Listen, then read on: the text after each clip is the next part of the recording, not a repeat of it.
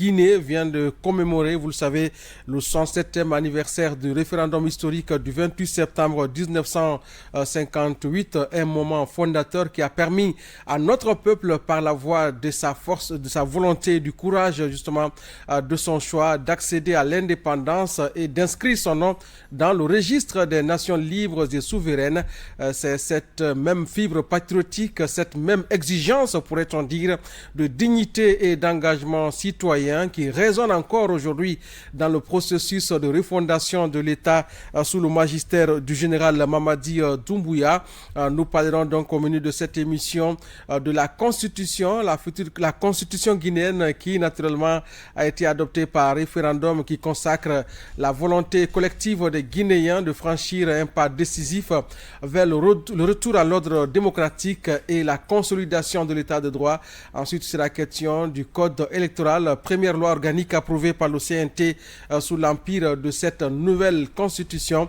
Justement, nous allons aussi aborder l'un des changements majeurs qui interpelle directement l'avenir du Parlement de la République de Guinée, puisque nous passons désormais de 114 députés traditionnellement connus à 147 élus au Parlement, notamment à l'Assemblée nationale, un élargissement qui traduit selon bien sûr ce qu'on apprend, la volonté d'une meilleure représentativité et d'un Parlement plus inclusif au service de toutes les composantes de la nation guinéenne. Nous irons aussi du côté des États-Unis pour revenir sur le discours prononcé à la tribune des Nations Unies donc par le général Amara Camara, ministre secrétaire général de la présidence de la République, qui a porté, vous le savez, la voix de la Guinée lors de cette 79e Assemblée générale des Nations Unies.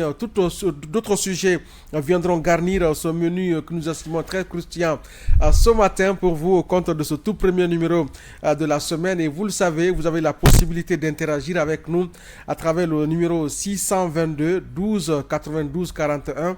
622 12 92 41 pour poser vos questions et apporter vos éléments d'analyse également dans cette émission autour de la transition. Ibrahima Khalil Diané, Soniké Diané plus précisément, bonjour.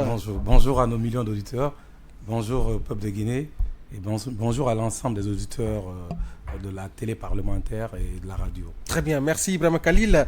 Nous avons également sur ce plateau Daniel Tonlo, bonjour. Bonjour Boubacar Diallo, bonjour à nos millions de téléspectateurs, également à ces auditeurs qui nous suivent depuis la 107.5 FM.